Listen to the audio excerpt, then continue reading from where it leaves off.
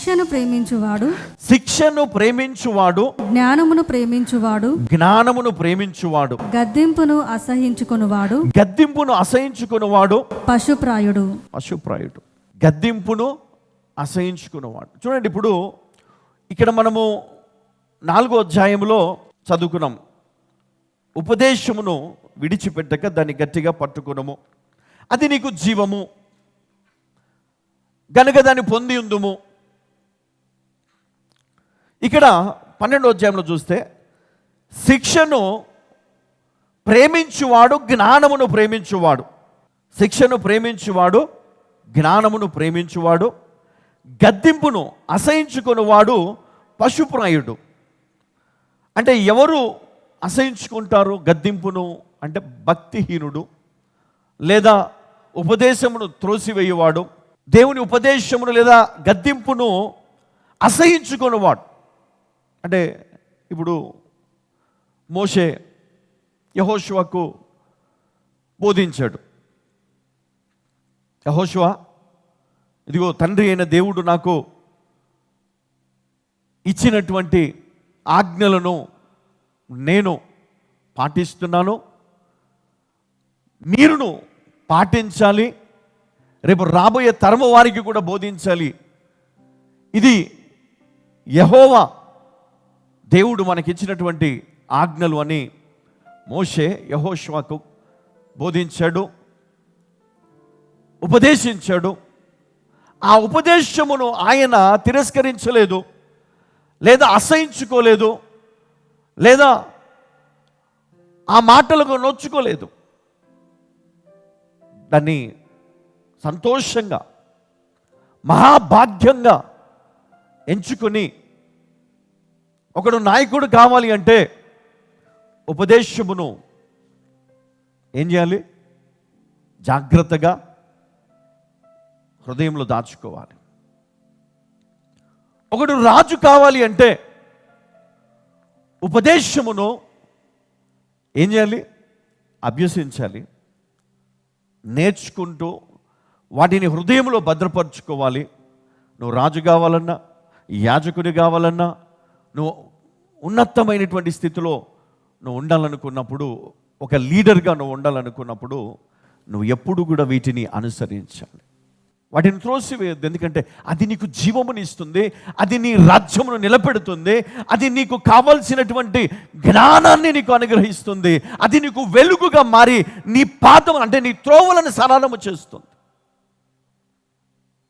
అంటే ఈ వాక్యము నీ పాదములకు దీపమని ఎందుకు అన్నాడు అంటే, ఈ వాక్యాన్ని కనుక నువ్వు పాటించగలిగితే, నేర్చుకోగలిగితే, నీకు నీ మార్గములన్నీ కూడా దేవుడు వెలుగుగా మారుస్తాడు, అద్భుతమైనటువంటి దీవెనగా ఆయన మారుస్తాడు. అందుకనే తల్లి బోధించే మంచి మాటను పిల్లలు త్రోసివేయకూడదు. పిల్లలు వినరు, తండ్రి చెప్పే బోధలు త్రోసివేస్తారు, అసహించుకుంటారు. తండ్రి గద్దిస్తే ఆ గద్దింపును వాళ్ళు ఎట్లా తీసుకుంటుంటే, వీడికి నేనంటే ఇష్టమే లేదు కదా, మర్యాద కూడా ఉండదు. వీడికి నేనంటే ఇష్టమే లేదు, ఓకే తిడుతాడు నన్ను, ఓకే గద్దిస్తాడు. అరే, ఆ గద్దింపును నువ్వు గ్రహించగలిగితే నీ జీవితం బాగుపడుతుంది. అదెందుకు గ్రహించట్లేదు? చాలామంది గ్రహించరు. అలాగే తండ్రి అయిన దేవుడు ఆయన ఆజ్ఞలను ఈ లోకానికి ఇస్తూ, అందులో ఉన్నటువంటి మరి ఆ మాటలను కనుక మనం చూస్తే ప్రతి మాటలో జీవం ఉంది. ఆ జీవము గనక నువ్వు పొందగోరితే నీ మార్గమును ఆయన ఏం చేస్తాడో సరళము. అందుకే నువ్వు ఏం చేయాలి? శిక్షను ప్రేమించు, గద్దింపును నువ్వు ప్రేమించు. హల్లెలూయా. తులసివేయొద్దు. శిక్షను ప్రేమించువాడు జ్ఞానమును ప్రేమించువాడు, గద్దింపును అసహించుకునేవాడు పశుప్రాయుడని పరిశుద్ధ లేఖనములు మనకు తెలియజేస్తా ఉన్నాయి. 3వ వచనం చదువుకుందాం. భక్తిహీనత వలన ఎవరును స్థిరపరచబడరు. భక్తిహీనత వలన ఎవరును స్థిరపరచబడరు. నీతిమంతుల వేరు కదలదు. నీతిమంతుల వేరు కదలదు. భక్తిహీనులు అంటే భక్తిహీనత కలిగిన వారు, అంటే వాక్యాన్ని త్రోసివేసేవారు, గద్దింపును అసహించుకునేవారు, శిక్షను గద్దింపును అసహించుకునేవారు మరి వారు భక్తిహీనులు. కాబట్టి మరి భక్తిహీనత వలన ఏమి కలుగుతుందంటే ఎవరును స్థిరపరచబడరు. ఎంత కష్టం చేసినా, ఎంత ప్రయాసపడ్డా, ఎన్ని ఇన్వెస్ట్మెంట్స్ పెట్టినా, ఎన్ని ప్రాపర్టీస్ కొన్నా, నువ్వు ఎంత గొప్ప రాజువైనా అధికారివైనా నీవు స్థిరపరచబడవు. ఎదుగుతో పైకి, కానీ కిందికి వస్తూనే ఉంటాం. అది నీకు అర్థం కాదు. ఎందుకు నేను పడిపోతున్నాను, ఎందుకు నేను ఎదగలేకపోతున్నాను, ఎందుకు దేవుడు నన్ను ఆశీర్వదించటం లేదు, ఎందుకు నేను ఈ విధంగా నా పరిస్థితి మారిపోతుంది అని నువ్వు ఒక్కసారి ఆలోచన చేస్తే నీకు అర్థమవుతుంది. భక్తిహీనత వలన ఏమి వస్తుంది అంటే భక్తిహీనత వలన ఎవరునూ స్థిరపరచబడరు. గుర్తుపెట్టుకోండి. రాజైన సొలొమోను కూడా, జ్ఞానము కలిగిన సొలొమోను కూడా ఒకానొక సమయములో అన్య దేవతలను ఆయన ఆరాధించడం మొదలుపెట్టినప్పుడు, మందిరాలు కట్టించినప్పుడు మరి దేవుడు ఆయన చూస్తూ ఉన్నాడు. ఎంత గొప్పగా ఆశీర్వదించాను నేను ఎంత గొప్పగా నేను ఊహించుకున్నాను, ఎంత జ్ఞానము నీకు ఇచ్చాను.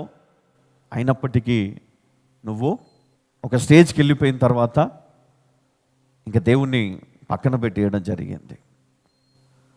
అంటే నీ జ్ఞానము పెరిగిన కొద్దీ నువ్వు దేవుని దగ్గర నువ్వు ఎప్పుడు కూడా తగ్గించుకొని ఉంటేనే దేవుడు నిన్ను హెచ్చిస్తాడు, నీ రాజ్యమును స్థిరపరుస్తాడు,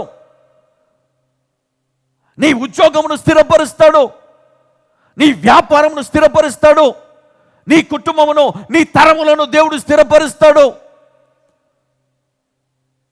నీ ఆత్మను స్థిరమైనటువంటి అభిషేకముతో నింపుతాడు. నీతిమంతుల వేరు కదలదు. నువ్వు ఎంత వారిని పడేద్దామన్నా వారు పడిపోరు. ఎందుకు? వారి వేరు ఎట్లా ఉందంట? చాలా స్ట్రాంగ్గా ఉంది. నీతిమంతుడు ఎవరి నీతిమంతుడు అని మనం ఆలోచన చేస్తే, ఉపదేశమును అంగీకరించువాడు, శిక్షను ప్రేమించువాడు, జ్ఞానమును ప్రేమించువాడు, గద్దింపును ప్రేమించువాడు, వారి వేరు కదలదు. వారి వేరు కదలదు అంటే వారు ఎలా స్థాపించబడతారు అంటే, వారు ఏ చిన్నగా మొదలుపెట్టినా ఆ వేరు స్థిరముగా ఉన్నందున వారు ఎంత పైకి వారు వెళ్ళాలనుకుంటే అంత పైకి వాళ్ళు వెళ్ళగలుగుతారు. ఎందుకంటే వారి పునాది, వారి వేరు స్ట్రాంగ్గా ఉంటుంది. హల్లెలూయా.